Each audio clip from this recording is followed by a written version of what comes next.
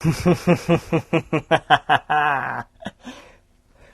my name is Matt Kale, and on behalf of ExpertVillage.com, I'm here to talk about spiderweb decorations. The next step is to find a good wall to put your spiderwebbing up. Not all walls are the same, and some will work better or worse with your spiderwebbing. The first thing to keep in mind is color contrast. You want a darker wall. This is a medium to a darker shade, and you can see automatically that you have nice contrast with the spiderwebbing. Even when it's thin, the webbing will stand out, as opposed to, say, if you had a white wall or a light beige wall. The spiderwebbing is going to be lost, and it's always better if you have more color contrast.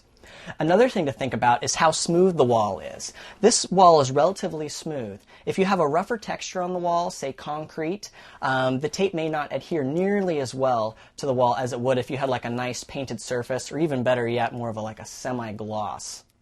The last thing to keep in mind is to make sure to have your wall be weather protected.